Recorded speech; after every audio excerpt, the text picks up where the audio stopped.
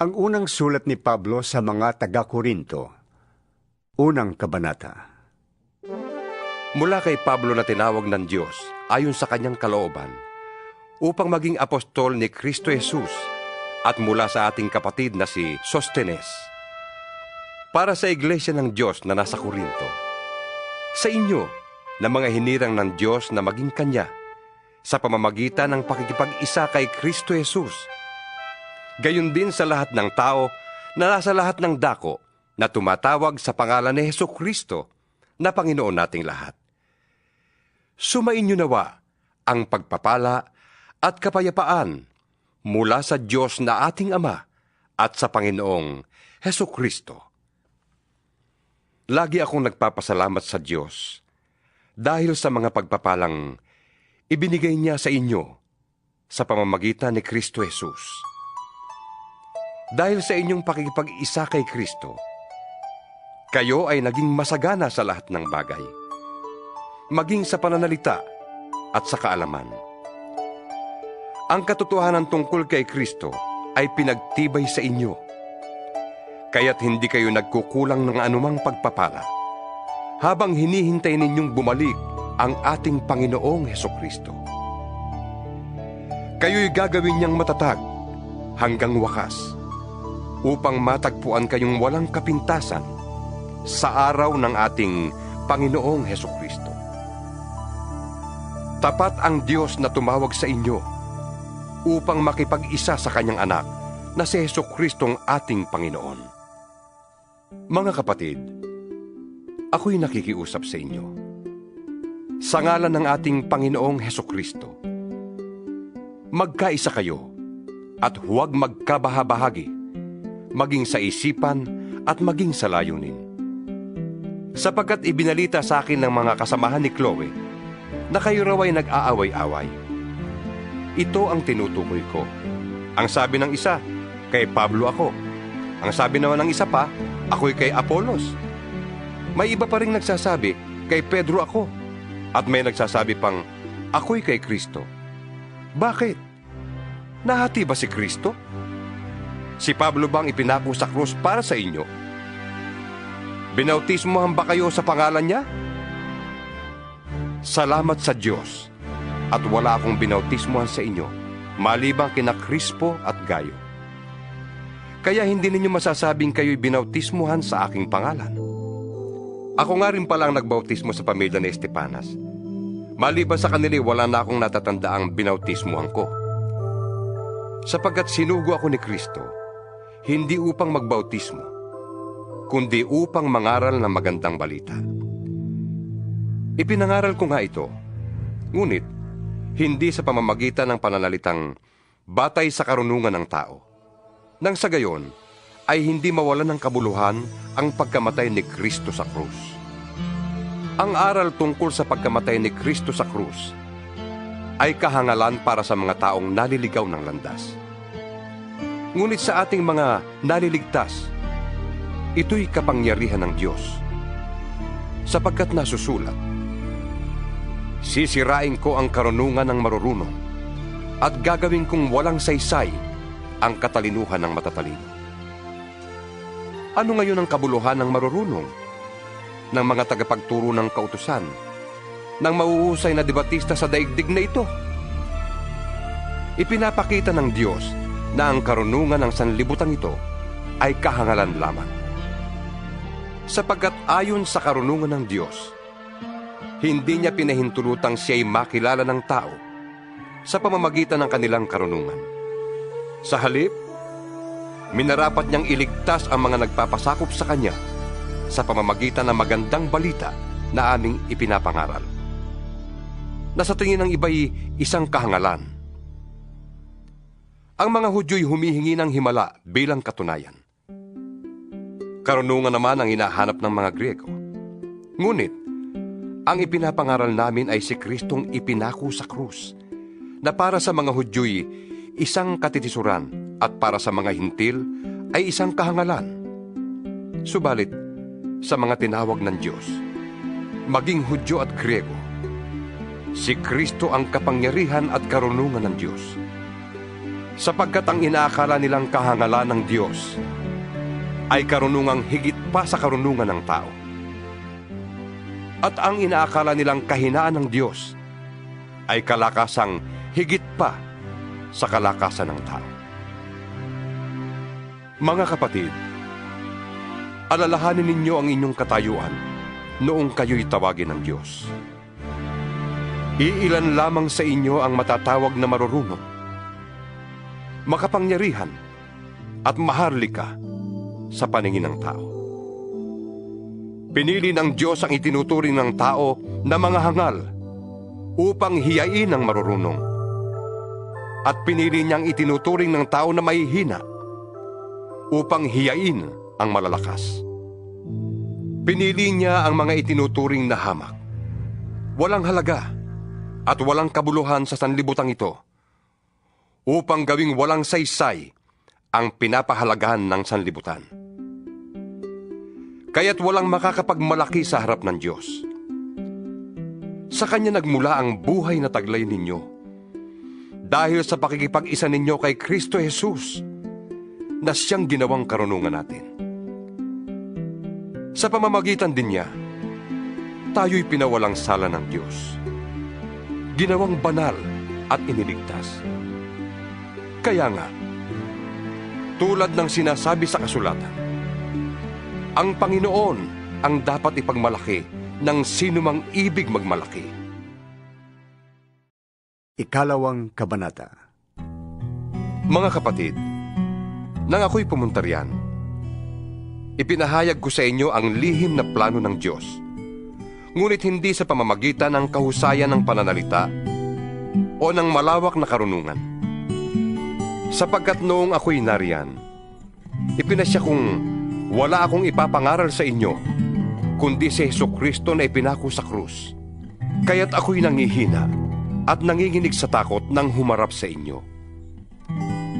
Ang pananalita ko at pangangaral ay hindi sa pamamagitan ng pangungusap na batay sa karunungan ng tao, kundi sa pamamagitan ng patotoo ng kapangyarihan ng Espiritu, upang ang inyong pananampalataya ay maging ayon sa kapangyarihan ng Diyos at hindi sa karunungan ng tao.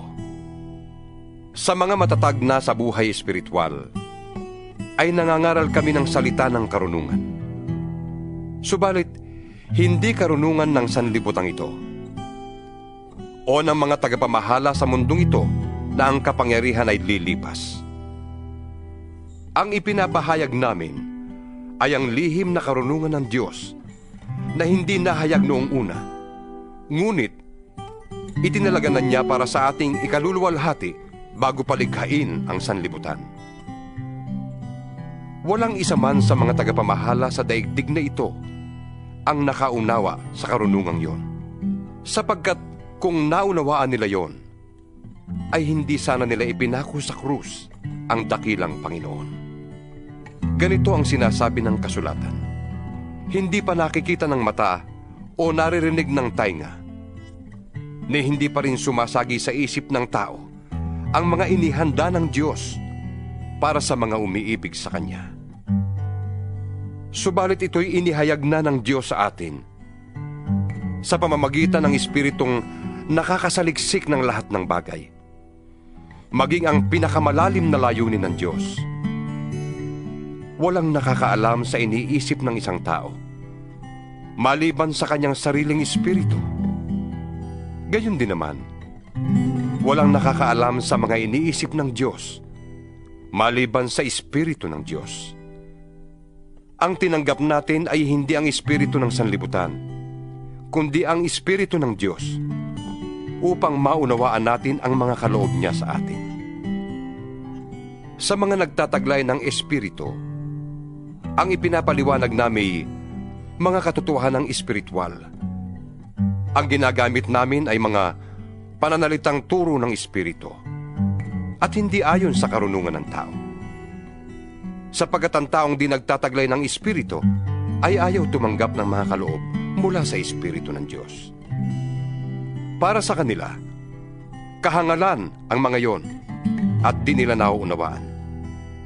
Sapagkat ang mga bagay na espiritual ay mauunawaan lamang sa paraang espiritual.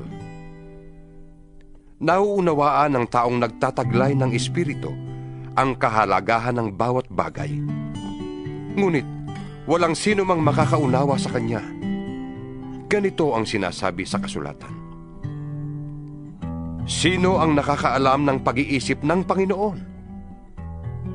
Sino ang makapagpapayo sa kanya? Ngunit ang pag-iisip ni Kristo'y taglay natin. Ikatlong kabanata. Mga kapatid, hindi ko kayo makausap bilang mga taong nagtataglay ng espiritu.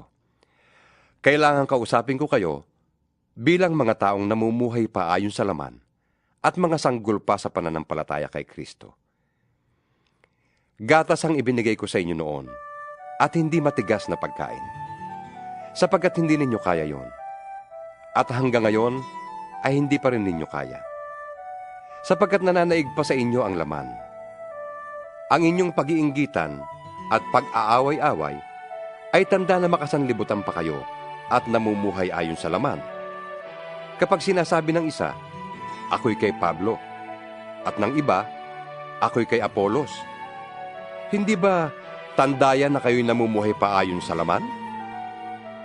Sino ba si Apolos at sino si Pablo?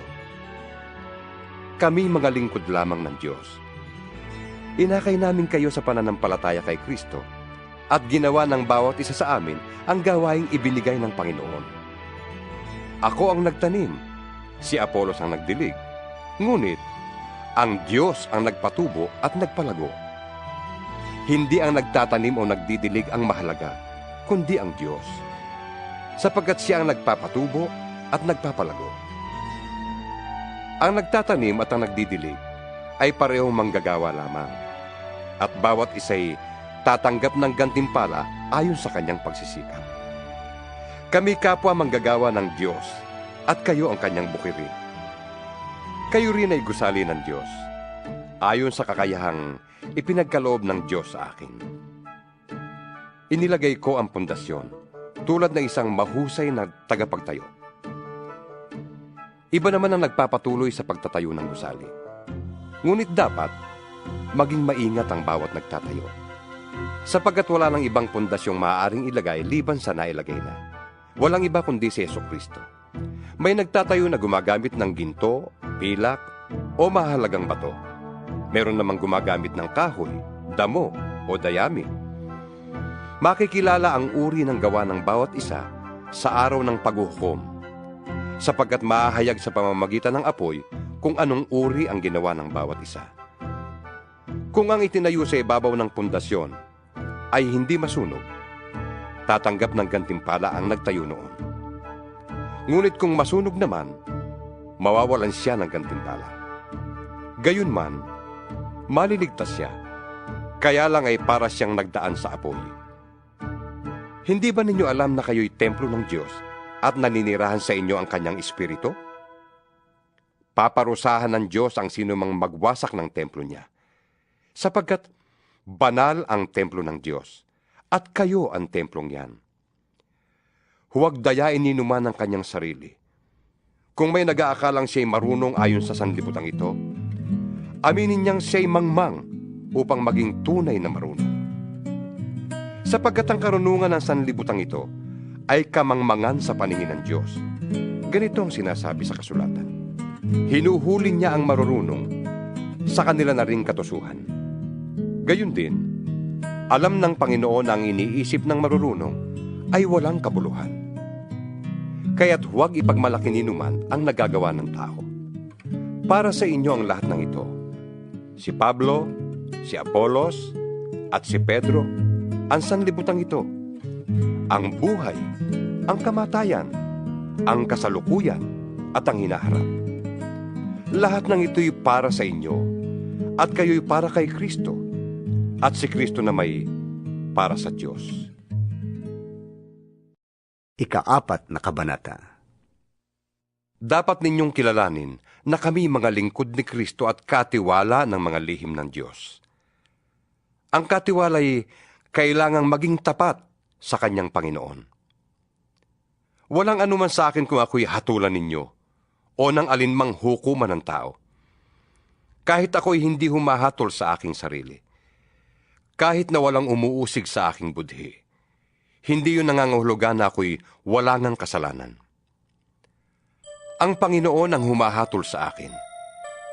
Kaya't huwag kayong hahatol ng wala pa sa panahon. Maghintay kayo sa pagdating ng Panginoon. Siya ang maglalantad ng mga bagay na ngayoy natatago sa kadiliman at maghahayag ng mga lihim na hangarin ng bawat isa. Sa panahong yun, bawat isa'y bibigyan ng Diyos ng papuring nauukol sa Kanya. Mga kapatid, kami ni Apolos ang ginamit kong halimbawa para sa inyong kapakinabangan, upang matutuhan ninyo ang kahulugan ng kasabihang, sumunod kayo sa patakaran. Huwag ninyong ipagmamalaki ang isang tao kung ahamakin naman ninyo ang iba. Paano kayo nakakahigit sa iba? Hindi ba't lahat ng nasa inyo'y bigay lamang sa inyo ng Diyos? Kung gayon, bakit ninyo ipinagyayabang yon na parang hindi kaloob sa inyo? Kayo pala'y nasisiyahan na. Mayayaman na pala kayo. Kayo pala'y naghahari na kahit hindi kami tumulong sa inyo. Sana nga'y naging hari na kayo upang kami man ay maghari ding kasama ninyo. Sa palagay ko, kaming mga apostol ang ginawa ng Diyos na pinakahamak sa lahat ng tao. Ang katulad namin ay mga taong nahatulan ng kamatayan. Isang panoorin para sa sanlibutan ng mga anghel at ng mga tao. Kami mga hangal alang-alang kay Kristo. Kayo na may marurunong dahil kay Kristo. Mahihina kami, kayo na may malalakas. Hinahama kami, kayo na may pinaparangalan. Hanggang sa oras na ito, kami nagugutom, nauuhaw, at halos hubad. Kami pinapahirapan at walang matirhan. Nagpapakahirap kami at nagbabanat ng buto para kumita ng ikabubuhay. Idinadalangin namin ang mga lumalait sa amin. Kapag kami inuusig, tinitiis namin yon. Malumanay kaming sumasagot sa mga naninira sa amin. Hanggang ngayon, kami parang maruming basahan. Pinakahamak sa lahat ng tao sa daigdig. Ito'y isinusulat ko, hindi upang hiyain kayo, kundi upang pangaralan bilang minamahal kong mga anak. Kahit magkaroon pa kayo ng 10,000 tagapagturo sa pamumuhay Kristiyano, iisa lamang ang inyong Ama, sapagkat kayo'y naging mga anak ko sa pananampalataya kay Kristo Jesus, sa pamamagitan ng magandang balitang ipinangaral ko sa inyo. Kaya't isinasamo ko sa inyo, tularan ninyo ako. Dahil dito, pinapunta ko riyan si Timoteo, ang aking minamahal at tapat na anak sa Panginoon. Papaalalahanan niya kayo tungkol sa mga patakaran ko sa buhay, sa pagsunod kay Kristo Jesus. Ang mga patakaran ding yan ang itinuturo ko sa bawat iglesia sa lahat ng dako. Nagmamataas ang ilan sa inyo dahil ang akala nila'y hindi na ako pupunta riyan. Ngunit kung loloobin ng Panginoon, ako'y pupunta riyan sa lalong madaling panahon. At titingnan ko kung anong kapangyarihan ang ipinagmamalaki ng mga yan. At hindi hanggang sa salita lamang. Sapagkat ang paghahari ng Diyos ay hindi sa salita, kundi sa kapangyarihan. Ano ang gusto ninyo? Pupunta ba ako riyang may dalang pamalo? O taglay ang diwa ng pag-ibig at kahinahunan? 5 Kabanata. Nakarating sa akin ang balita na isa sa inyo ay gumagawa ng napakasama. Kinakasama niya ang asawa ng kanyang ama. Kahit mga pagano ay hindi gumagawa ng ganyang kahalayan. Nakukuha pa ninyong magmalaki? Dapat sana'y mahiya kayo at tumangis at itiwalag ang gumagawa ng ganoon. Kahit na wala ako riyan sa katawan, nariyan naman ako sa espiritu. Kaya't parang nariyan na rin ako. Ang gumagawa niyan ay hinatulang ko na sa pangalan ng Panginoong Hesus. Ako'y kasama ninyo sa Espiritu sa inyong pagtitipon. At sa kapangyarihan ng ating Panginoong Hesus, ibigay ninyo kay Satanas ang taong yan upang mapahamak ang kanyang katawan at nang maligtas ang kanyang espiritu sa araw ng Panginoon. Hindi kayo dapat magmalaki. Hindi ba ninyo alam ang kasabihang napapaalsa ng kaunting pampaalsa ang buong masa? Alisin ninyo ang dating pampaalsa, ang kasalanan, upang kayo'y maging malinis. Sa gayon, matutulad kayo sa isang bagong masa na walang pampaalsa. At talaga namang ganyan kayo, sapagkat naihandog na ang ating korderong pampaskwa na walang iba kundi si Kristo. Kaya't ipagdiwang natin ang Paskwa, hindi sa pamamagitan ng tinapay na may dating pampaalsa na sagisag ng kasamaan at kahalayan, kundi sa pamamagitan ng tinapay na walang pampaalsa, ang tinapay ng kalinisan at katapatan. Sinabi ko sa aking sulat na huwag kayong makikisama sa mga nakikiapid. Hindi mga paganong nakikiapid, sakim, magnanakaw, o sumasamba sa Diyos-Diyosan ang tinutukoy ko. Sapagkat para sila'y maiwasan, kakailanganin ninyong umalis sa mundong ito. Ang tinutukoy ko na huwag ninyong pakikisamahan ay ang nagsasabing sila'y Kristiyano, ngunit nakikiapid, sakim, sumasamba sa Diyos-Diyosan, nanlalait, naglalasing, at nagnanakaw. Ni huwag kayong makikisalo sa ganyang uri ng tao. Kung sa bagay, wala akong karapatang humatol sa mga hindi Kristiyano. Ang Diyos ang hahatol sa kanila. Hindi ba ang mga nasa loob ng iglesia ang dapat ninyong hatulan? Sabi nga sa kasulatan, itiwalag ninyo ang masamang kasamahan ninyo. Ika-6 na kabanata. Kung may reklamo ang sino man sa inyo laban sa kapwa Kristiyano, bakit siya nagsasakdal sa mga hukom na hindi Kristiyano? Sa halip na ipaubaya sa mga hinirang ng Diyos ang pag-aayos ng kaso nila. Hindi ba ninyo alam na ang mga hinirang ng Diyos ang hahatol sa sanlibutan? Kung kayo ang hahatol sa sanlibutan, hindi ba ninyo kayang hatulan ng ganyang kaliit na bagay? Hindi ba ninyo alam na hahatulan natin ang mga anghel? Gaano na lang ang mga bagay na may kinalaman sa buhay na ito? Kung may mga kaso kayo, bakit ninyo ito idinudulog sa mga taong hindi kinikilala ng iglesia? Dapat kayong mahiya. Wala bang isa man lang sa inyo na marunong mag-ayos ng awayan ng magkakapatid? Bakit nagsasakdal kayo sa hukuman, kapatid laban sa kapatid? At sa harapan naman ng mga hindi mananampalataya? Ang pagkakaroon ninyo ng usapin laban sa isa't isa ay isa ng kabiguan sa inyo. Bakit hindi na lamang kayo magtiis kung kayo'y inapi? Bakit hindi na lamang kayo magpalamang? Subalit kayo pa ang nangaapi at nandaraya, kahit sa iba ninyong mga kapatid sa pananampalataya. Hindi ba ninyo alam na ang mga makasalanan ay walang bahagi sa kaharian ng Diyos? Huwag ninyong dayain ang inyong sarili. Ang mga nakikiapid, sumasamba sa Diyos-Diyosan, nangangalunya, nakikipagtalik sa kapwa lalaki o kapwa babae, nagnanakaw, sakim, naglalasing, nanlalait ng kapwa o nandaraya, ay walang bahagi sa kaharian ng Diyos. Ganyan ang ilan sa inyo noon. Subalit kayo'y nilinis na sa inyong mga kasalanan at ginawa kayong banal ng Diyos. Pinawalang sala na rin kayo sa pangalan ng Panginoong Hesukristo at sa pamamagitan ng Espiritu ng ating Diyos. May magsasabi, malaya akong gumawa ng kahit ano. Ngunit ang sagot ko naman ay hindi lahat ng bagay ay nakakabuti. Maaari ko rin sabihin, maaari akong gumawa ng kahit ano. Ngunit hindi ako magpapaalipin sa anumang bagay. Sasabihin naman ng iba, ang pagkain ay para sa tiyan, At ang tiyan ay sa pagkain. Totoo yan. Ngunit parehong sisirain ng Diyos ang mga ito.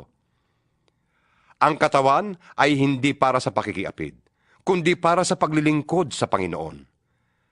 At ang Panginoon naman ang nag-aalaga sa katawan. Muling binuhay ng Diyos ang Panginoon. At tayo man ay muling bubuhayin sa pamamagitan ng kanyang kapangyarihan. Hindi ba ninyo alam na kayo'y mga bahagi ng katawan ni Kristo? Kukunin ko ba ang bahagi ng katawan ni Kristo upang gawing bahagi ng katawan ng isang masamang babae? Hindi maaari yan. Hindi ba ninyo alam na nagiging isa ang katawan ng masamang babae at nang nakikipagtalik sa kanya? Sapagkat sinasabi sa kasulatan, silang dalawa'y magiging isa. Ang nakikipag-isa naman sa Panginoon ay nagiging kaisa niya sa Espiritu. Huwag kayong makikiapid sa ibang kasalanang ginagawa ng tao ay hindi nadudungisan ng katawan niya. Ngunit ang nakikiapid ay nagkakasala laban sa sarili niyang katawan. Hindi ba ninyo alam na ang inyong katawan ay templo ng Espiritu Santong nasa inyo at ibinigay sa inyo ng Diyos? Ang inyong katawan ay hindi na talagang inyo, kundi sa Diyos. Tinubos niya kayo ng malaking halaga, kaya't gamitin ninyo ang inyong katawan upang maparangalan ang Diyos. Ikapitong Kabanata. Tungkol naman sa nilalaman ng inyong sulat, sinasabi ko sa inyo na mabuti sa isang lalaki ang huwag mag-asawa. Ngunit, para maiwasan ang pakikiapid, bawat lalaki o babae ay dapat magkaroon ng sariling asawa. Dapat to pa rin ng lalaki ang tungkulin niya sa kanyang asawa, at gayon din naman ang babae, sapagkat hindi na ang babae ang may karapatan sa sarili niyang katawan, kundi ang kanyang asawa. Gayon din naman, hindi na ang lalaki ang may karapatan sa sarili niyang katawan, kundi ang kanyang asawa. Huwag ninyong ipagkakait ang inyong sarili sa isa't isa, malibang pagkasunduan ninyong huwag munang magsiping upang maiukol ninyo ang panahon sa pananalangin. Ngunit pagkatapos, magsiping na uli kayo upang hindi kayo matukso ni Satanas dahil sa hindi na kayo makapagpigil. Ang sinabi ko'y hindi utos, kundi pag-unawa sa inyong kalagayan.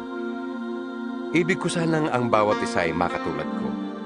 Ngunit may kanya-kanyang kaloob mula sa Diyos at ang mga ito'y hindi pare-pareho. Ito naman ang masasabi ko sa mga walang asawa at sa mga byuda. Mabuti pa sa kanila ang manatiling walang asawa, tulad ko. Ngunit, kung hindi sila makapagpigil sa sarili, mag-asawa sila. Mas mabuti ang mag-asawa kaysa mag-apoy sa matinding pagnanasa. Ito naman ang iniuutos sa mga may asawa.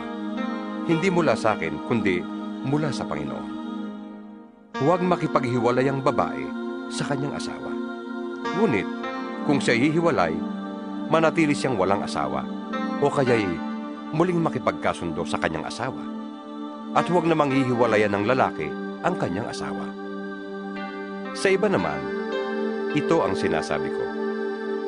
Ako ang nagsasabi at hindi ang Panginoon. Kung ang isang lalaking sumasampalataya ay may asawang di sumasampalataya at ibig nitong patuloy na makisama sa kanya, huwag niya itong hiwalayan. Kung ang isang babaeng sumasampalataya ay may asawang di sumasampalataya at ibig ng lalaking magpatuloy ng pakikisama sa kanya, huwag siyang makipaghiwalay. Sapagkat ang lalaking hindi sumasampalataya ay nagiging katanggap-tanggap din sa Diyos sa pamamagitan ng kanyang asawa. At ang babaeng hindi sumasampalataya ay nagiging katanggap-tanggap sa Diyos sa pamamagitan ng kanyang asawa. Kung hindi gayon, ay hindi magiging malinis sa paningin ng Diyos ang kanilang mga anak. Ngunit, ang totoo, ang mga ito ay katanggap-tanggap sa Diyos. Kung ibig namang humiwalay ng asawang hindi sumasampalataya sa kanyang asawang sumasampalataya, hayaan ninyo siyang humiwalay. Sa gayong mga pagkakataon, ang inihiwalayan ay malaya na, sapagkat tinawag kayo ng Diyos upang mamuhay ng mapayapa. Anong malay ninyo, mga babae? baka kayo ang maging kasangkapan sa ikaliligtas ng inyong asawa. At kayong mga lalaki, anong malay ninyo? Baka kayo ang maging kasangkapan sa ikaliligtas ng inyong asawa. Mamuhay ang bawat isa ayon sa ipinagkaloob sa kanya ng Panginoon. At magpatuloy sa dati niyang kalagayan noong siya'y tawagin ng Diyos. Ito ang itinuturo ko sa lahat ng iglesia. Kung ang isang lalaki ay tuli nang siya'y tawagin ng Diyos, huwag niyang alisin ang mga tanda ng pagiging tuli. At kung hindi naman, huwag na siyang patuli. Hindi mahalaga ang pagiging tuli o hindi tuli. Ang mahalaga'y ang pagsunod sa mga utos ng Diyos. Manatili ang bawat isa sa dating kalagayan niya sa buhay nang siya'y tawagin ng Diyos. Ikaw ba'y alipin nang tawagin ng Diyos? Huwag mong intindihin yon. Ngunit kung may pagkakataon kang lumaya, samantalahin mo. Ang isang alipin noong tawagin ng Panginoon ay malaya na dahil sa Panginoon. Gayon din naman, ang taong malaya nang siya'y tawagin ni Kristo ay naging alipin ni Kristo. Malaking halaga ang itinubo sa inyo ng Diyos. Huwag kayong paalipin sa mga tao. Mga kapatid, anuman ang kalagayan ninyo sa buhay nang kayo'y tawagin, manatili kayo sa pakikiisa sa Diyos. Tungkol naman sa mga walang asawa, wala akong maibibigay na utos mula sa Panginoon. Ngunit magbibigay ako ng aking kuro-kuro bilang isang taong mapagkakatiwalaan sapagkat kinahabagan ako ng Panginoon. Dahil sa matinding kahirapan sa kasalukuyan, inaakala kong mabuti pa sa isang tao ang manatili sa kanyang kalagayan. Ikaw ba'y may asawa na? Huwag kang makipaghiwalay. Wala ka pa bang asawa? Huwag mo nang hangaring magkaasawa.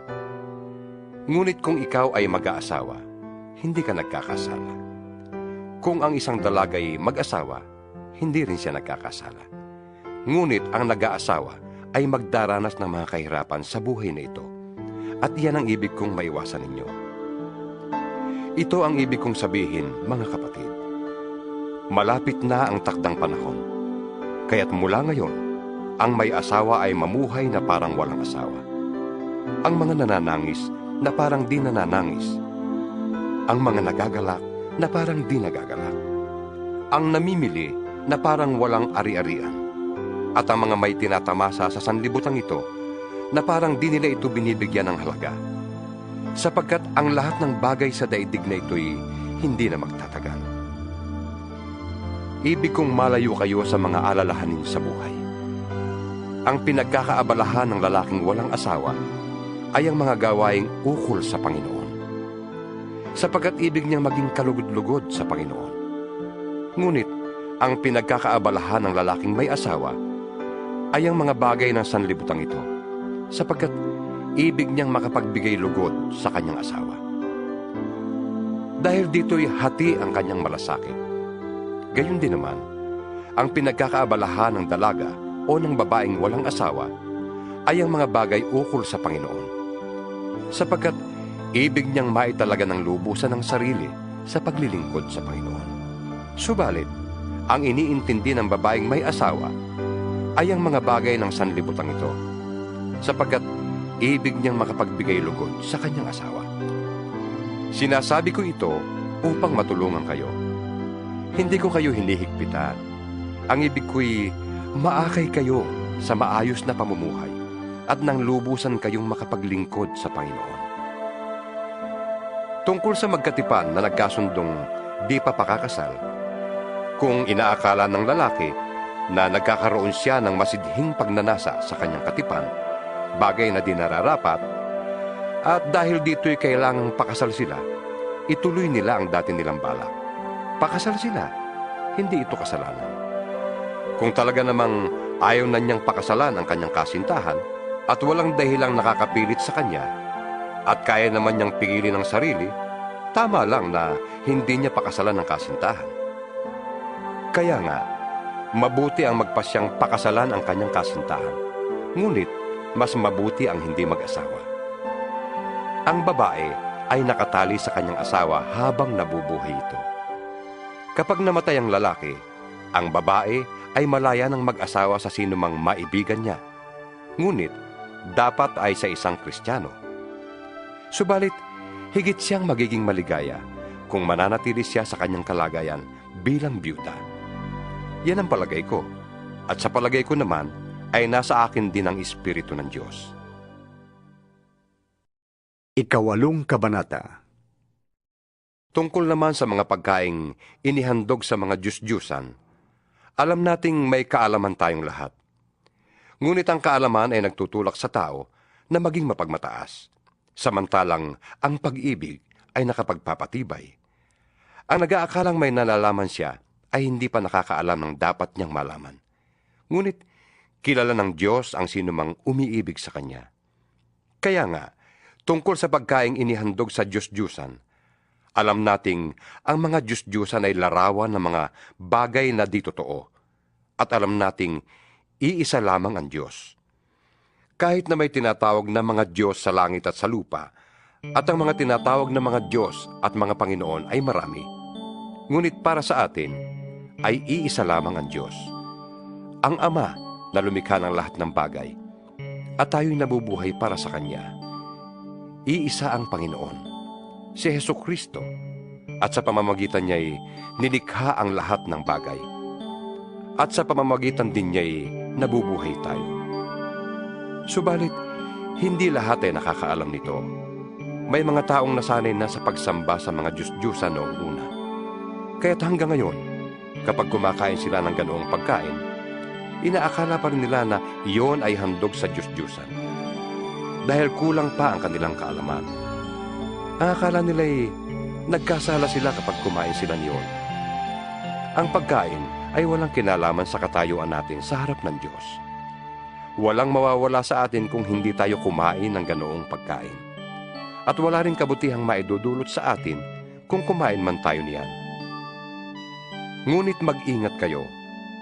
Baka ang paggamit ninyo ng kalayaang kumain ng anumang pagkain ay maging sanhi ng pagkakasala ng mahihina pa sa pananampalataya.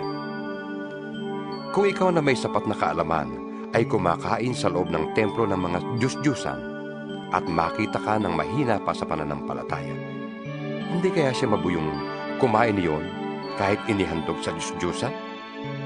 Dahil sa inaakala mong kaalaman ay napapahamak ang iyong mahinang kapatid na tinubos din ang kamatayan ni Kristo.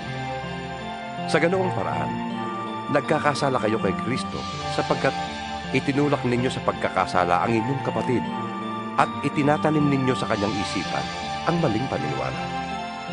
Kaya nga, kung dahil sa pagkain ng karne ay magkakasala ang aking kapatid, hindi na ako kakain yon upang hindi siya magkasala.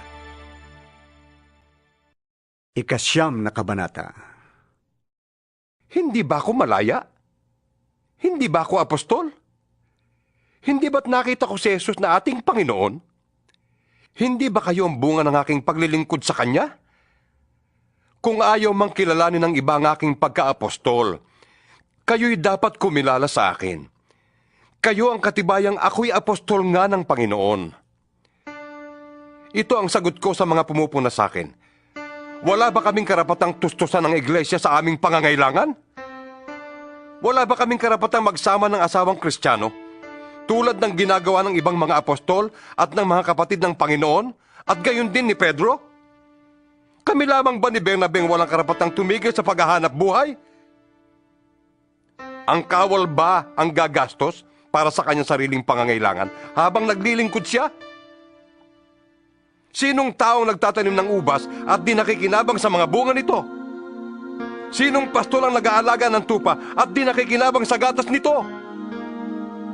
Ang sinasabi ko ay hindi na babatay sa ginagawa lamang ng tao. Ganoon din ang sinasabi ng kautusan. Nasusulat sa kautusan ni Moises, huwag mong bubusalan ang baka habang ginagamit ito para mahiwalay ang butil ng palay sa mga uhay. Mga baka nga kaya ang inaalala ng Diyos? Hindi ba tayo ang tinutukoy niya? Alang-alang sa atin kaya yun isinulat, sapagkat ang magsasakang nag-aararo at ang naghihiwalay ng mga butil sa uhay ay gumagawa sa pag-asang may kaparte sila sa aanihin. Naghasi kami sa inyo ng pagpapalang espiritual. Malaking bagay ba naman kung umani kami ng mga material na pakinabang mula sa inyo? Kung ang iba'y may ganitong karapatan, lalo na kami. Ngunit hindi namin ginamit ang karapatang ito. Tiniis namin ang lahat upang hindi kami maging hadlang sa magandang balita tungkol kay Kristo. Hindi ba ninyo alam na ang mga naglilingkod sa templo ay tumatanggap ng pagkain mula sa templo? At ang mga naglilingkod sa dambana ay may bahagi sa mga handog na nasa dambana. Sa ganyan ding paraan, ipinag-uutos ng Panginoon na ang mga nangangaral na magandang balita ay dapat kumuha ng ikabubuhay sa pamamagitan ng magandang balita. Ngunit hindi ko ginamit ang alinman sa mga karapatang ito. At hindi ko kayo sinusulatan ngayon upang hinga ng tulong.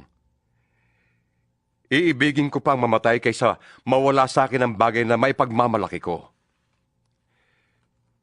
Hindi ngayon nangangaral ako ng magandang balita, ay maaari na akong magmalaki. Yan ay tungkuling iniatang sa akin. Sumpain ako kung hindi ko ipangaral ang magandang balita. Kung ginagawa ko ito ng kusang loob, ako'y may maaasahang kabayaran. Ngunit ginagawa ko ito bilang pagtupad sa tungkuling ipinagkatiwala sa akin ng Diyos. Ano ngayon ang aking kabayaran? Ang maipangaral ko ng walang bayad ang magandang balita, at ang hindi ko pag-angkin ng karapatang nauukol sa akin bilang tagapangaral. Malaya ako at di alipin ni numan. Ngunit nagpaalipin ako sa lahat upang makahikayat ako ng mas marami sa Panginoon. Sa piling ng mga Hudyo, ako'y namumuhay tulad ng isang Hudyo upang mahikayat ko sila. Kahit na hindi ako saklaw ng kautusan, nagpailalim ako rito alang-alang sa mga nasa ilalim ng kautusan upang mailapit ko sila sa Diyos. Sa piling naman ng mga hintil na hindi saklaw ng kautusan ni Moises, ako'y naging parang hintil upang sila'y mahikayat ko rin. Hindi ito nangangahulugang hindi ko sinusunod ang mga utos ng Diyos, sapagkat ako'y nasa ilalim ng kautusan ni Kristo. Sa piling ng mahihina sa pananampalataya, ako'y naging parang mahina rin, upang mahikayat ko sila. Ako'y nakibagay sa lahat ng tao, upang sa lahat ng paraan ay makapagligtas ako ng kahit ilan man lamang. Ginagawa ko ang lahat ng ito alang-alang sa magandang balita, upang makabahagi ako sa mga pagpapala nito. Alam ninyo na ang mga kalahok sa paligsahan ay tumatakbong lahat. Ngunit isa lamang ang nagkakamit ng gantimpala. Kaya pagbutihin ninyo ang pagtakbo upang kamtan ninyo ang gantimpala. Lahat ng manlalarong nagsasanay ay may disiplina sa lahat ng bagay upang magkamit ang isang gantimpalang panandalian lamang. Ngunit, ang gantimpalang hinahangad natin ay panghabang panahon. Hindi ako tumatakbo ng walang patutunguhan at hindi ako sumusuntok sa hangin. Pinapahirapan ko't sinusupil ang aking katawan sapagkat baka pagkatapos kong mangaral sa iba, ay ako naman ang itakwil. 10 kabanata. Ibig kong malaman ninyo mga kapatid, ang nangyari sa ating mga ninuno noong panahon ni Moises. Silang lahat ay naliliman ng ulap sa kanilang paglalakbay at tumawid sa dagat na pula. Sa gayon, nabautismuhan silang lahat sa ulap at sa dagat bilang mga tagasunod ni Moises. Kumain silang lahat ng iisang pagkaing espiritual at uminom din ng iisang inuming espiritual, sapagkat uminom sila sa batong espiritual na sumusubaybay sa kanila, at ang batong yon ay si Kristo. Gayunman, hindi kinalugdan ng Diyos ang marami sa kanila. Kaya't nagkalat sa ilang ang kanilang mga bangkay. Ang lahat ng mga nangyaring yon ay babala sa atin upang huwag tayong magnasa ng masasamang bagay gaya ng ginawa nila. Huwag kayong sasamba sa mga Diyos-Diyusan gaya ng ilan sa kanila. Ayon sa nasusulat, umupo ang mga tao upang kumain at uminom, at tumindig upang sumayaw. Huwag tayong makikiapid gaya ng ginawa ng ilan sa kanila. Kaya't 23,000 tao ang namatay sa isang araw. huwag nating susubukin ang Panginoon, gaya ng ginawa ng ilan sa kanila. Dahil sa ginawa nila, sila'y pinuksa ng mga ahas. Huwag din kayong magreklamo, tulad ng ilan sa kanila. Nilipol naman sila ng anghel na namumuksa. Nangyari yon sa kanila bilang babala sa iba. At isinulat upang tayo namang nabubuhay ngayong mga huling araw ay maturuan. Kaya nga, mag-ingat ang sino mang nag-aakalang siya'y nakatayo at baka siya bumagsak. Wala pang pagsubok na dumating sa inyo na hindi nararanasan ng lahat ng tao. Tapat ang Diyos at hindi niya ipapahintulot na kayo'y subukin ng higit sa inyong makakaya. Sa halip, pagdating ng pagsubok, bibigyan niya kayo ng lakas upang mapagtagumpayan yon. Kaya nga, mga minamahal, huwag kayong sasamba sa mga Diyos-Diyusan. Ganito ang sinasabi ko sa inyo, sapagkat alam kong kayo'y matatalino. Kayo na ang humatol. Hindi ba't ang pag-inom natin sa kopa ng pagpapala na ating ipinagpapasalamat ay pakikibahagi sa dugo ni Kristo? At ang pagkain natin ng tinapay na ating pinuputol-putol ay pakikibahagi naman sa kanyang katawan? Kaya nga, yamang iisa lamang ang tinapay, tayo'y iisang katawan kahit na marami tayo, sapagkat nagsasalo-salo tayo sa iisang tinapay. Tingnan ninyo ang bansang Israel. Hindi ba't ang mga kumakain ng mga handog ay nakikiisa sa ginagawa sa dambana? Anong ibig kong sabihin? Sinasabi ko bang ang Diyos-Diyusan o ang pagkaing inihandog sa mga Diyos-Diyusan ay may kabuluhan? Hindi. Ang ibig kong sabihin, ang mga pagano ay nag-aalay ng kanilang handog sa mga demonyo, hindi sa Diyos. At ayokong maging kaisa kayo ng mga demonyo. Hindi kayo makakainom sa kopa ng Panginoon at sa kopa ng mga demonyo. Hindi kayo maaaring makisalo sa hapag ng Panginoon at sa hapag ng mga demonyo. Ibig ba nating manibugho ang Panginoon? Sa akala kaya ninyo mas makapangyarihan tayo kaysa sa Kanya? Meron namang magsasabi, malaya akong gumawa ng anuman, ngunit hindi lahat ay nakakabuti. Malaya akong gumawa ng anuman, ngunit hindi lahat ay nakakatulong. Huwag ang sariling kapakanan ang hanapin ninyo, kundi ang sa iba. Kumain kayo ng anumang nabibili sa tindahan ng karne, at huwag nang magtanong pa upang hindi magulo ang inyong budhi. Sapagkat sinasabi ng kasulatan, ang lupa at ang lahat ng naroroon ay sa Panginoon. Kung anyayahan kayo ng isang di sumasampalataya at ibig ninyong dumalo, kainin ninyo ang anumang ihain sa inyo at huwag na kayong magtanong pa kung iyon ay pagkakasala ninyo. Ngunit kung may magsabi sa inyo, ito'y inialay sa mga Diyos-Diyusan, huwag ninyong kainin yon alang-alang sa nagsabi sa inyo upang di mabalisa ang budhi. Ang ibig kong sabihin ay ang budhi ng inyong kapwa at hindi ang budhi ninyo. Ikakatwira naman ng iba. Bakit ang kalayaan ko ihahadlangan ng budhi ng iba? Bakit ako susumbatan dahil sa pagkain ko ng mga bagay na ipinagpasalamat ko naman sa Diyos? Kaya nga, kung kayo'y kumakain o umiinom, o anuman ang ginagawa ninyo, gawin ninyo ang lahat sa ikararangal ng Diyos. Huwag kayong maging sanhi ng pagkakasala ninyo ng mga Hudyo, ng mga Hintil, o ng mga kaanib sa iglesia ng Diyos.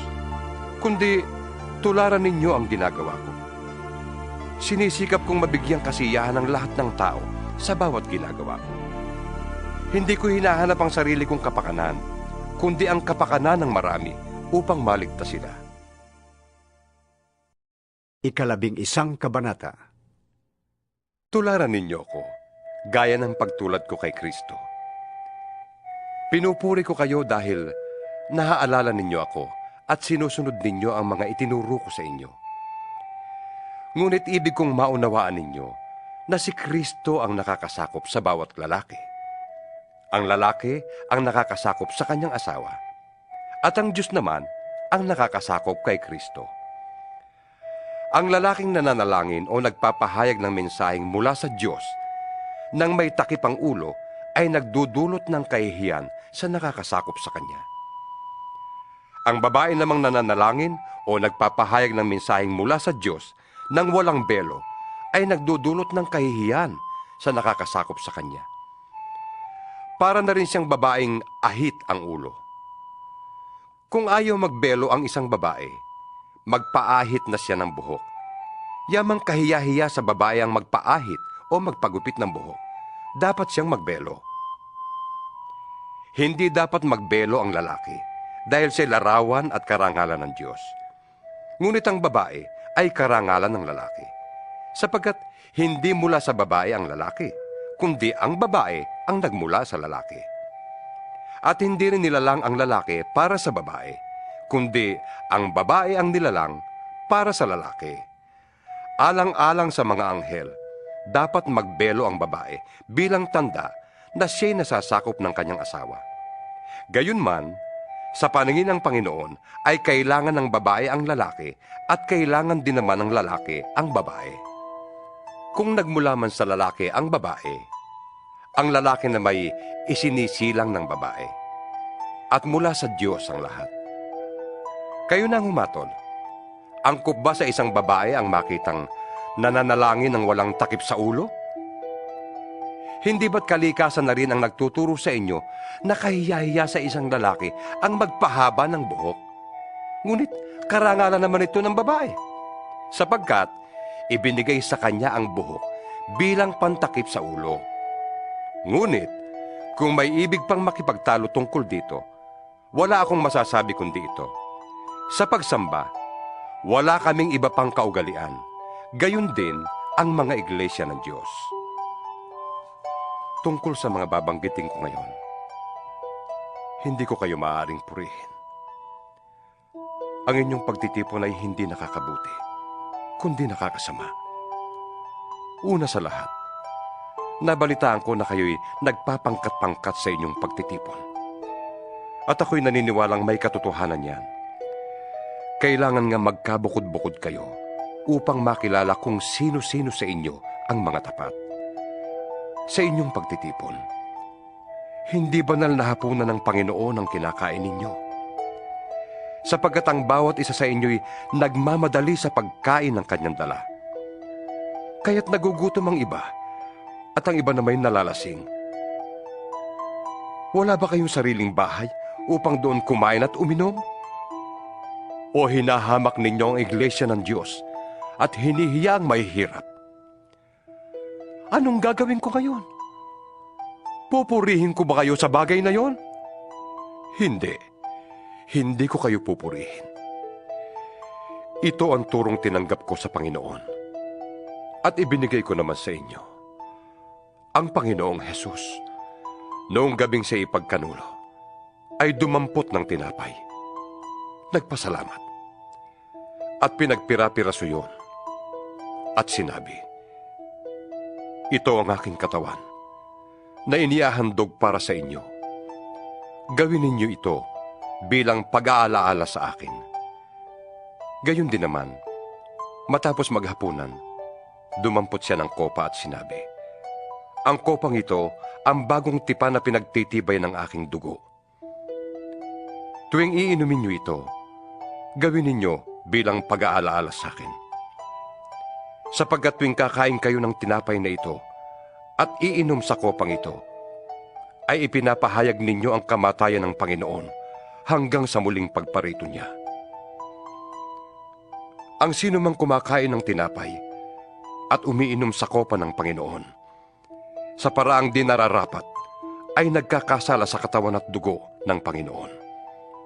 Kaya, dapat siyasatin ng tao ang kanyang sarili bago siya kumain ng tinapay at uminom sa kopa. Sapagkat ang sino mang kumakain at umiinom nang hindi kinikilala ang kahalagahan ng katawan ng Panginoon, ay kumakain at umiinom ng hatol laban sa kanyang sarili. Yan ang dahilan kung bakit mahihina at masasakitin ang marami sa inyo at may ilang namatay na. Kung sisiyasatin natin ang ating sarili, hindi tayo ahatulan ng Panginoon. Ngunit kung hinahatulan tayo ng Panginoon, tayo'y itinutuwid lamang niya upang hindi tayo maparusahang kasama ng sanlibutan. Kaya nga, mga kapatid, kapag nagkakatipon kayo upang kumain, maghintayan kayo. Kung may nagugutom, kumain na muna siya sa bahay upang hindi humantong sa hatol na kaparusahan ang inyong pagtitipon. Tungkol naman sa ibang mga bagay, saka ko naayusin pagdating ko riyan. 12 kabanata. Ngayon, tungkol naman sa mga kaloob ng Espiritu Santo, mga kapatid, ibig kong magkaroon kayo ng wastong kaalaman. Alam ninyo na noong hindi pa kayo sumasampalataya, kayo'y napapaniwala sa kung ano-anong mga Diyos-Diyusan na di naman nakakapagsalita. Kaya't ibig kong malaman ninyo na walang taong pinapatnubayan ng Espiritu ng Diyos na makapagsasabi, "Sumpain si Jesus." Hindi rin masasabi ni numan, "Panginoon si Jesus," kung hindi siya pinapatnubayan ng Espiritu Santo. Iba't iba ang mga espiritual na kaloob. Ngunit, iisa lamang ang Espiritong nagkakaloob ng mga ito. Iba't iba ang paraan ng paglilingkod. Ngunit, iisa lamang ang Panginoong pinaglilingkuran. Iba't iba ang mga gawaing iniatas. Ngunit, iisa lamang ang Diyos na kumikilo sa taong gumagawa ng mga iyon. Ang bawat isa'y binigyan ng kaloob na nagpapakitang nasa Kanya ang Espiritu para sa ikabubuti ng lahat.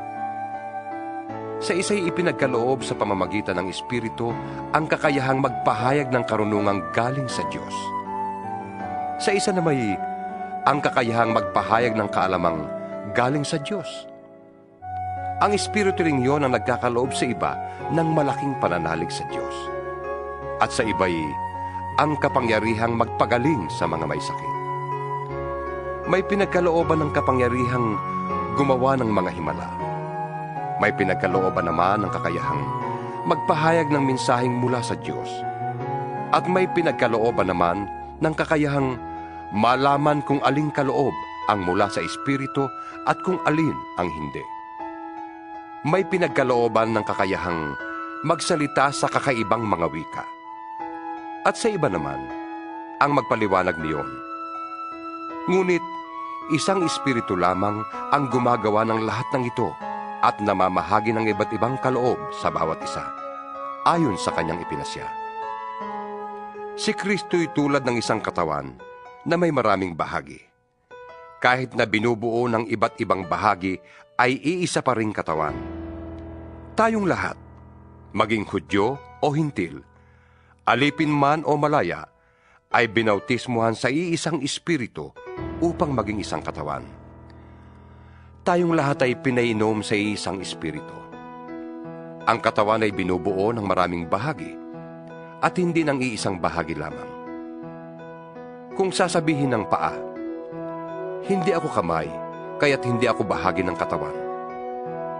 Hindi na nga ba ito bahagi ng katawan? Kung sasabihin ng tainga, "Hindi ako mata, kaya't hindi ako bahagi ng katawan." Hindi na nga ba ito bahagi ng katawan? Kung puro mata lamang ang buong katawan, paano ito makakarinig? Kung puro tenga lamang ang buong katawan, paano ito makakaamoy? Subalit inilagay ng Diyos ang bawat bahagi ng katawan ayon sa kanyang pagpapasya. Kung ang lahat ng bahagi ay pare-pareho, hindi yan maituturing na katawan. Ngunit ang totoo'y marami ang mga bahagi, ngunit bumubuo lamang ng iisang katawan. Hindi rin naman masasabi ng mata sa kamay, "Hindi kita kailangan," ni ng ulo sa mga paa, "Hindi ko kayo kailangan." Sa katunayan, ang mga bahaging parang mahihina ang siya pang kailangan-kailangan. Ang mga bahagi ng katawan na inaakala nating hindi gaanong kapuri-puri ay pinag-uukulan ng higit na pag-aalaga. Ang mga bahaging hindi likas na maganda ay siya nating higit na iniingatan. Hindi na ito kailangang gawin sa mga bahaging sadyang maganda. Nang isaayos ng Diyos ang ating katawan, binigyan niya ng higit na karangalan ang mga bahaging di gaanong marangal. upang hindi magkaroon ng pagkakahati-hati at sa halip ay magmalasakit sa isa't isa. Kung nasasaktan ang isang bahagi, nasasaktan ang lahat. Kung pinaparangalan ang isang bahagi, nagagalak ang lahat. Kayo ngang lahat ang iisang katawan ni Kristo. At bawat isa sa inyo ay bahagi nito. Naglagay ang Diyos sa iglesia, una, ng mga apostol, ikalawa, ng mga propeta, at ikatlo, ng mga guro. Naglagay rin siya ng mga gumagawa ng mga himala, mga nagpapagaling ng mga may sakit, mga tagatulong, mga tagapangasiwa, at mga nagsasalita sa kakaibang mga wika. Hindi lahat ay apostol, propeta o guro. Hindi lahat ay binigyan ng kakayahang gumawa ng mga himala, magpagaling ng mga may sakit, magsalita sa kakaibang mga wika o magpaliwanag nito. Kaya't buong taimtim ninyong hangarin ang mga kaloob na mas dakila. At ngayoy ituturo ko sa inyo ang pinakamabuti sa lahat. 13 kabanata. Makapagsalita man ako sa mga wika ng mga tao at ng mga anghel, kung wala naman akong pag-ibig, para lamang akong kampanang umalingaw-ngaw o pompyang na tumataginting.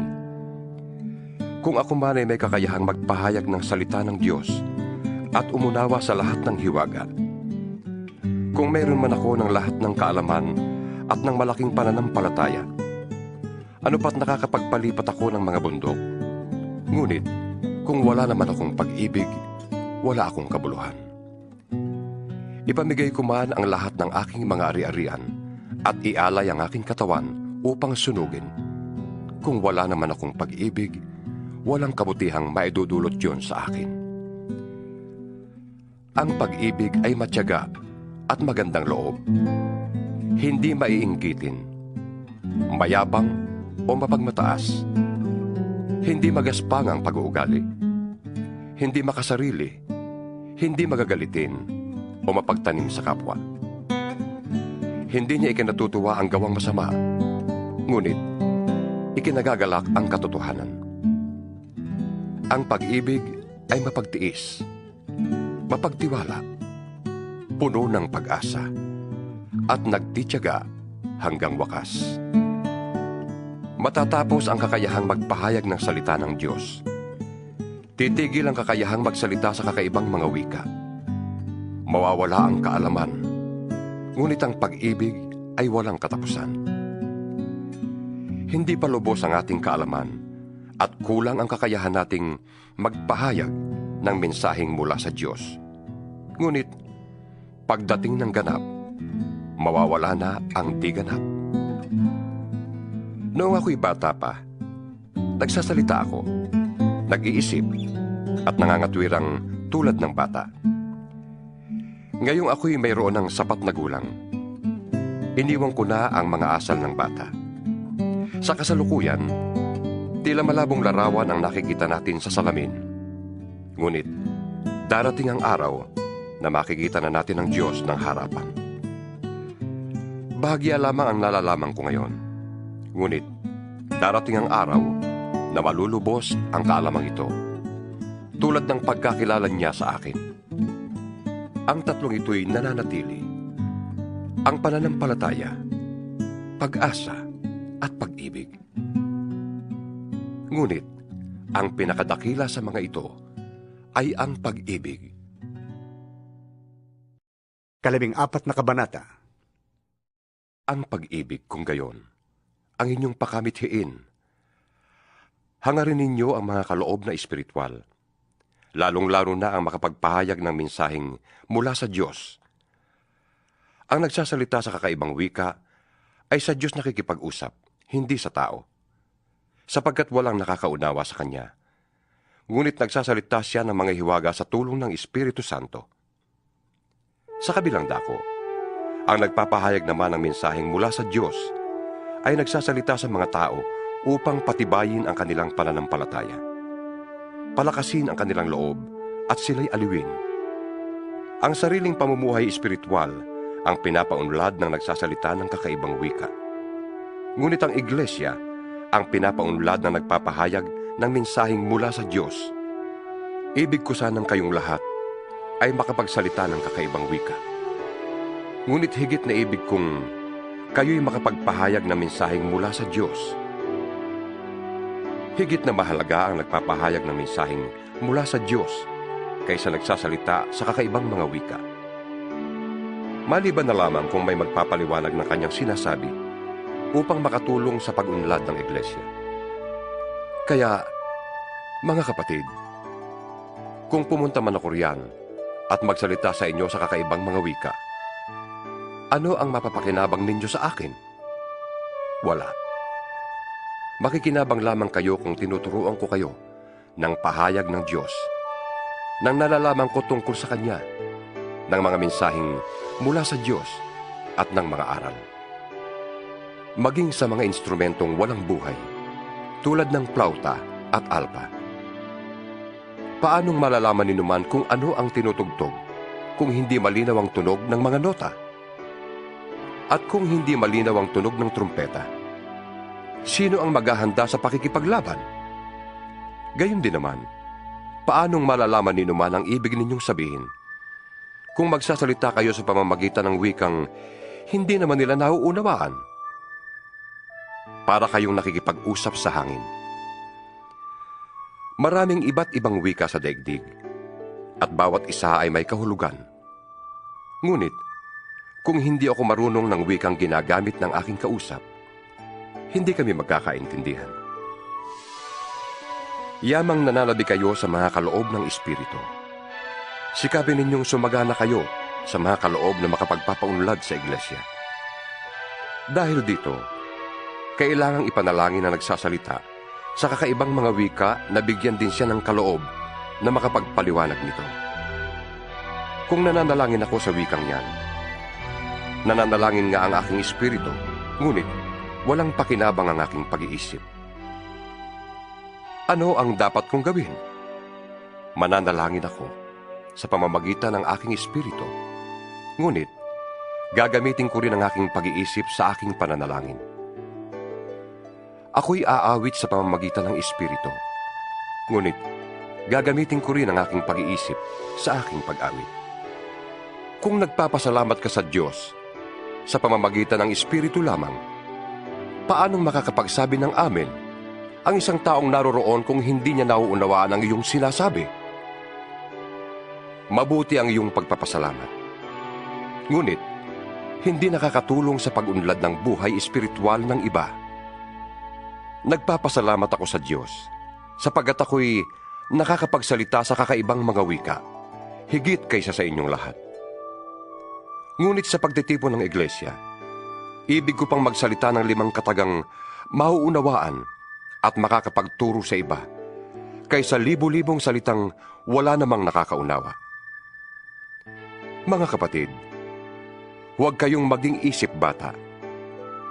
Maging tulad kayo ng mga batang walang malay kung tungkol sa kasamaan.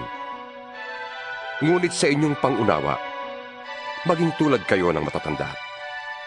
Ganito ang nakasulat sa kautusan. Sinabi ng Panginoon, magsasalita ako sa bayang ito sa pamamagitan ng mga taong may ibang wika, sa pamamagitan ng labi ng mga banyaga, ngunit hindi pa rin nila ako pakikinggan.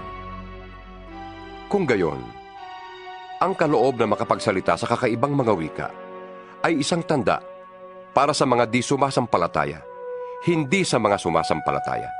Ngunit, ang kaloob na makapagpahayag ng mensaheng mula sa Diyos ay tanda para sa mga sumasampalataya, hindi sa mga di sumasampalataya.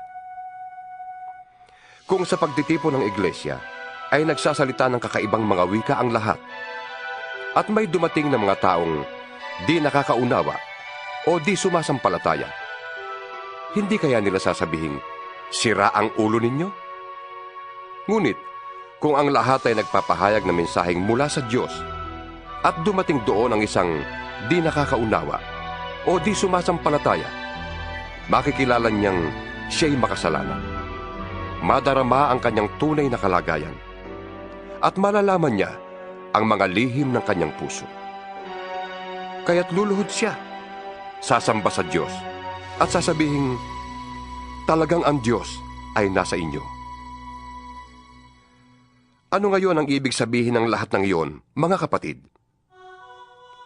Kung sa inyong pagtitipon ay may umaawit, may nagtuturo, may naghahayag ng kalooban ng Diyos, may nagsasalita sa kakaibang mga wika, at mayroon namang nagpapaliwanag noon, gawin ninyo ang lahat ng yan sa ikauunlad ng iglesia. Kung may magsasalita sa kakaibang mga wika, sapat na ang 2 o 3. Hali-halili sila, at kailangang may magpapaliwanag ng kanilang sinasabi. Ngunit kung walang magpapaliwanag, manahimik na lamang ang bawat isa at makipag-usap ng sarilinan sa Diyos. Hayaang magsalita ang 2 o 3 tao na tumanggap ng kaloob na makapagpahayag ng mensaheng mula sa Diyos. At timbangin naman ng iba ang mga sinasabi nila. At kung ang isa sa mga nakaupo roon ay tumanggap ng pahayag mula sa Diyos, tumigil muna ang nagsasalita. Sapagkat kayong lahat ay maaaring isa-isang magpahayag ng mensaheng mula sa Diyos upang matuto ang lahat at mapalakas ang loob nila. Ang kaloob na pagpapahayag ng mensaheng mula sa Diyos ay dapat napipigil ng tumanggap ng kaloob na yon. Sapagkat ang Diyos ay di nalulugod sa kaguluhan, kundi sa kaayusan at kapayapaan. Gaya ng dapat mangyari sa lahat ng iglesia ng mga hinirang ng Diyos. Ang mga babae ay kailangang tumahimik sa mga pagtitipon sa iglesia, sapagkat hindi ipinapahintulot sa kanila sa ganoong mga pagtitipon ang magsalita. Kailangan sila'y pasakop, gaya ng sinasabi ng kautusan. Kung meron silang nais malaman, magtanong sila sa kanilang asawa pagdating nila sa bahay, sapagkat kahiyahiyang magsalita ang isang babae sa loob ng iglesia. Inaakala kaya ninyong sa inyo nagmula ang salita ng Diyos? O kayo lamang ang tumanggap nito? Kung inaakala nino man na siya'y tumanggap ng pahayag mula sa Diyos o anumang kaloob ng Espiritu, dapat niyang kilalanin na ang isinusulat ko sa inyo ay utos ng Panginoon. Ang ayaw kumilala nito ay huwag din ninyong kilalanin. Kaya, mga kapatid, gawin ninyong hangarin na makapagpahayag ng mensaheng mula sa Diyos.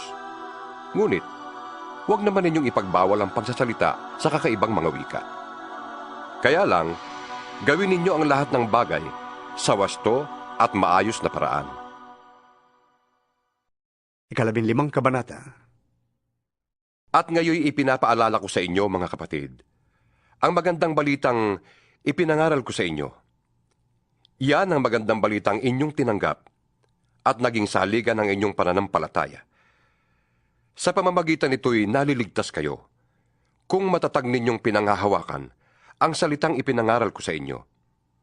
Dahil kung hindi, walang kabuluhan ang inyong pananampalataya.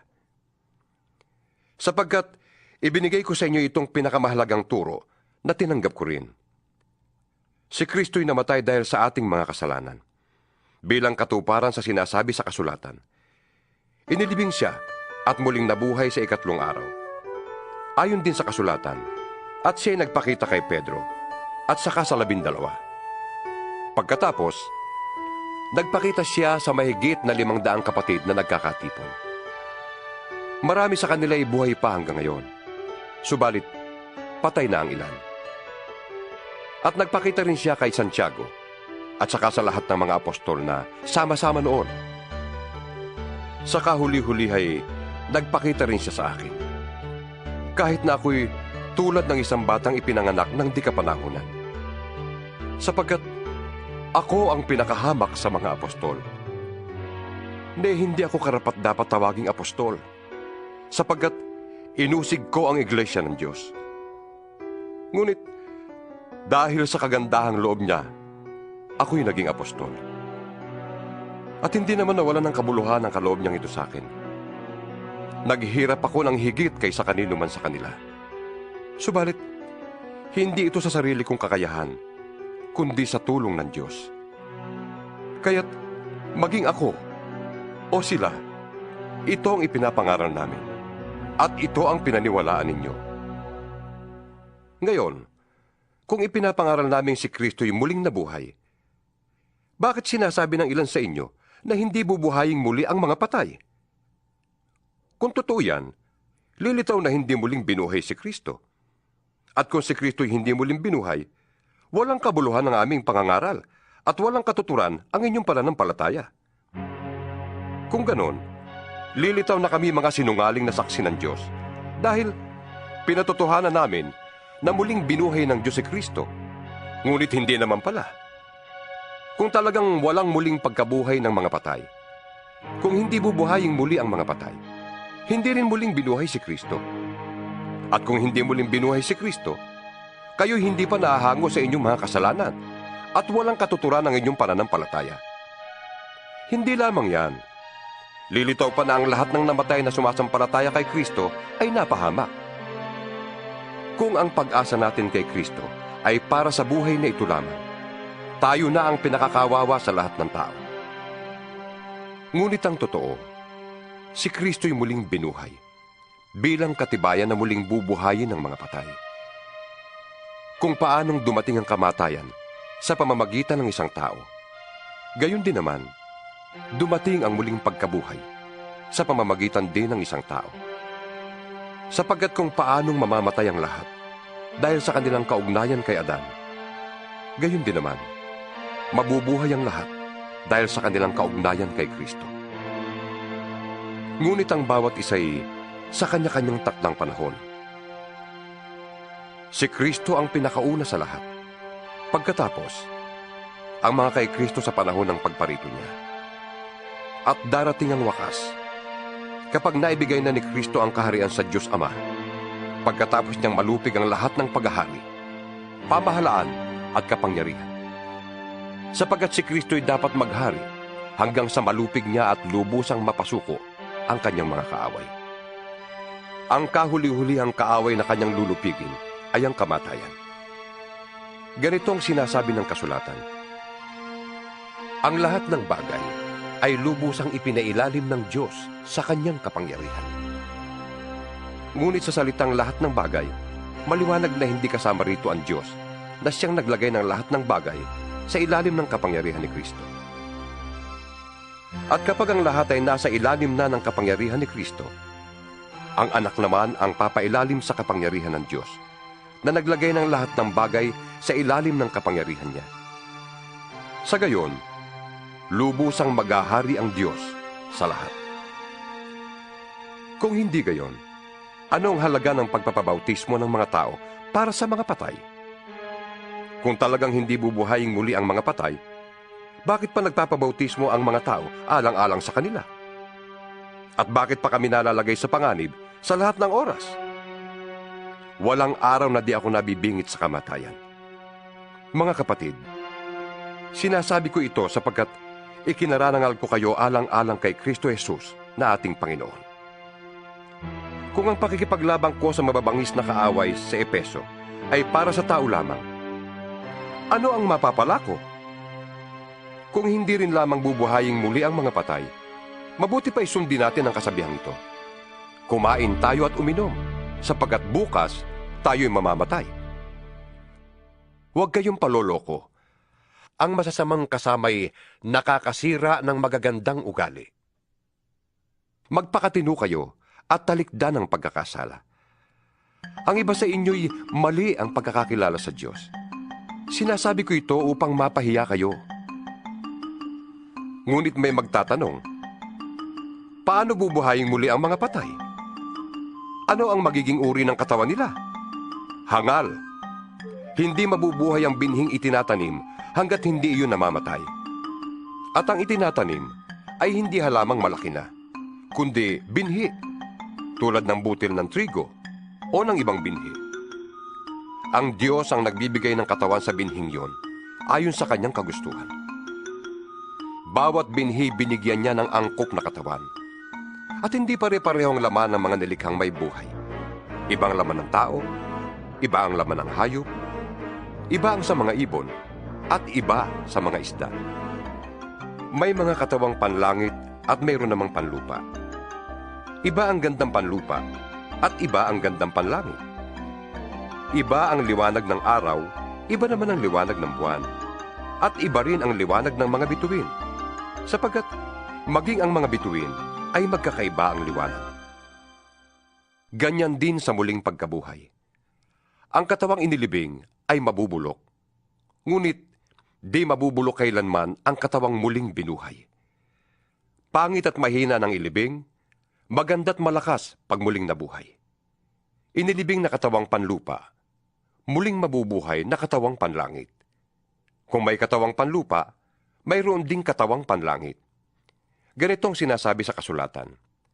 Ang unang tao, si Adan, ay nilikhang binigyan ng buhay. Ang huling Adan ay espiritong nagbibigay buhay. Ngunit, hindi nauna ang panlangit. Ang panlupa muna bago ang panlangit. Ang unang Adan ay mula sa lupa, sapagkat nilikha siya sa alabok. Ang pangalawang Adan ay mula sa langit. Ang katawang panlupa ay katulad ng nagmula sa lupa. Ang katawang panlangit ay katulad ng nagmula sa langit. Kung paanong tayo naging katulad ng taong nagmula sa lupa, matutulad din tayo sa taong nanggaling sa langit. Ito ang ibig kong sabihin, mga kapatid. Ang binubuo ng laman at dugo ay hindi maaaring makabahagi sa kaharian ng Diyos. At ang katawang panlupa ay di maaaring magmana ng buhay na walang hanggan. Isang hiwaga ang sinasabi ko sa inyo. Hindi lahat tayo ay mamamatay, ngunit lahat tayo ay babaguhin. Sa isang sandali, sa isang kisap mata, kasabay ng huling pag-ihip ng trumpeta. Sapagkat sa pagtunog ng trumpeta, ang mga patay ay muling bubuhayin at di na muling mamamatay. Babaguhin tayong lahat. Ang ating katawang nabubulok ay dapat mapalitan ng hindi nabubulok. At ang katawang namamatay ay dapat mapalitan ng katawang hindi namamatay. Kapag ang nabubulok ay napalitan na ng di nabubulok, at ang may kamatayan ay napalitan na ng walang kamatayan, matutupad na ang sinasabi sa kasulatan. Nalupig na ang kamatayan, ganap na ang tagumpay. Nasaan o kamatayan ang iyong tagumpay? Nasaan o kamatayan ang iyong kamandag? Ang kamandag ng kamatayan ay ang kasalanan, at ang lakas ng kasalanan ay nagmumula sa kautusan. Magpasalamat tayo sa Diyos, sapagkat tayo'y binibigyan niya ng tagumpay sa pamamagitan ng ating Panginoong Hesukristo. Kaya nga, mga minamahal kong kapatid, magpakatatag kayo at huwag matinag. Maging masipag kayo sa paglilingkod sa Panginoon. Yamang alam ninyong hindi masasayang ang inyong paghihirap para sa Kanya. 16 na kabanata. Tungkol naman sa tulong para sa mga kapatid sa Judea, gawin ninyo yon, ayon sa sinabi ko sa mga iglesia sa Galacia. Tuwing araw ng linggo, magbukod na ang lahat ng isang bahagi ng kanyang kinikita at ipunin yon upang huwag nang manghingi ng abuloy pagpunta ko riyan. Pagdating ko riyan, bibigyan ko ng sulat ang mga taong pipiliin ninyo upang magdala ng inyong tulong sa Jerusalem. At kung kailangan pumunta rin ako, sasama ako sa kanila. Pupunta ako diyan pagkagaling ko sa Macedonia, sapagkat binabala kong dumaan doon. Magtatagal ako riyan, at maaring diyan ako magpapalipas ng taglamig upang matulungan ninyo ako sa susunod kong paglalakbay. Kahit na hindi ko pa alam kung saan yon, ayokong ako'y dadaan lamang diyan. Ibig kong magtagal ng konti kung loloobin ng Panginoon. Titigil ako sa Epeso hanggang sa araw ng Pentecostes, dahil may magandang pagkakataon dito para sa paglilingkod, kahit na maraming humahadlang. Pagdating din ni Timoteo, ipadama ninyo ang inyong pagtanggap sa kanya upang mapanatag ang kanyang kalooban, sapagkat siya'y tulad kong naglilingkod sa Panginoon. Huwag niyo siyang hamakin. Sa halip ay tulungan ninyo upang makabalik sa akin ng mapayapa, sapagkat hinihintay ko siya kasama ng mga kapatid. Tungkol naman sa ating kapatid na si Apolos, kinausap ko siyang mabuti na dalawin kayo, kasama ng ibang mga kapatid. Ngunit hindi pa siya makakapunta ngayon. Saka na siya dadalaw sa inyo kapag nagkaroon ng pagkakataon. Maging handa kayo at magpakatatag sa inyong pananampalataya. Maging matapang kayo at magpakatibay. Ang lahat ng ginagawa ninyo'y gawin ninyo ng may pagmamahal. Mga kapatid, alam ninyong ang sambahayan ni Estepanas ang unang nakakilala sa Panginoon sa Akaya.